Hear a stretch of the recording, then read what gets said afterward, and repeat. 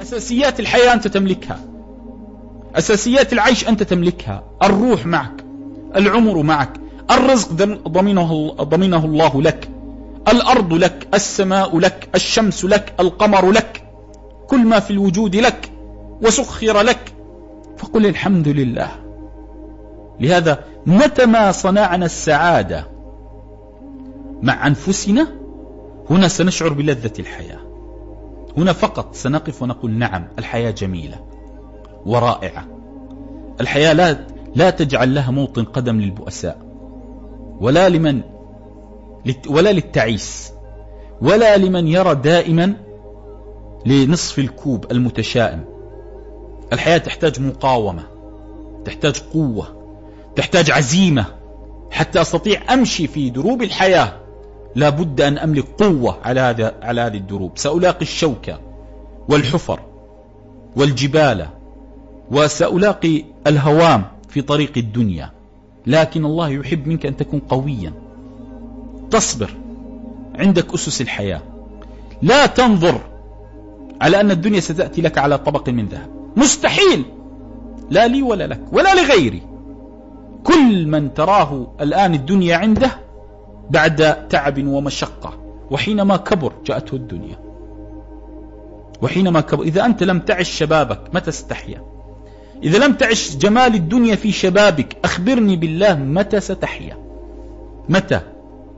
نحن علتنا نقضي الأعمار، نجمع المال هنا وهناك، وربما لا نكترث حلال أو حرام. فلما نكبر نضع هذه الأموال ما بين أدوية وعناية، وما بين مقويات للدم والجسد والعقل. أضعنا الشباب. حياتك الآن في شبابك إذا لم تغتنمها لم تعرف معنى الحياة. عش حياتك. الإسلام لا يمنعك عن الحياة، بالعكس الإسلام معك. عيش الحياة بشرط ابعد عن الحرام. عيش الحياة يا رب هي نعم الإسلام، عيش الحياة لكن ابتعد عن الحرام. ما منعتك أنا، ما منعتك عن الحياة. عيش. شو تريد؟ مال؟ أوكي، طرق مشروعة. حريم؟ إيه، سير تزوج، طرق مشروعة. ماذا تريد؟ سيارة؟ أو ما عندي طرق مشروعة. تريد تتملك بيت؟ هي ما عندي طريق مشروع. لكن لا هو على الحرام، ابتعد عن الحرام. هذا هو الإسلام. فلا تعقد حياتك. لا يريد الإسلام أن تجلس في زاوية مظلمة وتبكي على ما أسرفت وأذنبت. لا، استغفر وتب إلى الله واعزم على البدء من جديد وانطلاقة جديدة لحياة جديدة مع توبة وإنابة لله. التوبة هي عملية تصحيح لمسارك، عملية تصحيح لمسارك، وأوبة وتوبة ورجوع لخالقك. هذه التوبة. فلا تجعل نفسك كأنك من حصب جهنم لمجرد ذنب قد اجتاحك، ولمجرد ذنب قد ألم بك، بل بالعكس. جاء كما قيل أن إبليس أحيانا يوسوس للعبد حتى يذنب فيتوب العبد، فيتمنى إبليس لو أنه لم يوسوس له، لأنه يستقيم العبد.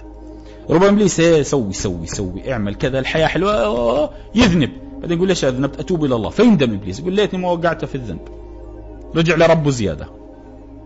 هكذا انظر دائما لجمال الحياة. أنت تصنع يا سيدي السعادة، أنت تصنع الجمال، أنت تصنع التفاؤل. لا تحتاج لمحاضرات ولا لدروس للتفاؤل والسعادة. ربما كلمة منك تسعد المنزل، ربما بحركة بسيطة أن تختبئ وراء الستارة ويجعل أبناؤك يبحثون عنك، ربما تأتي تقبل رأس أمك تصنع السعادة، تشتري وردة لزوجتك أو لأمك تصنع السعادة، تشتري لعبة لابنك أنت تصنع السعادة يا سيدي، أنت تصنعها. حاول، جرب، استعن بالله، والله لا يضيعك. إذا كان أنت نيتك أن تسعد من حولك الله سيسعدك زيادة. إذا كان العبد يريد أن يكون غنيا ليسعد الناس يغنيه الله، فكيف من يريد أن يكون سعيدا ليسعد الناس؟ سيسعدك الله. لكن ابدأ وحاول، واعلم أن الله عز وجل شانه لن يضيعك.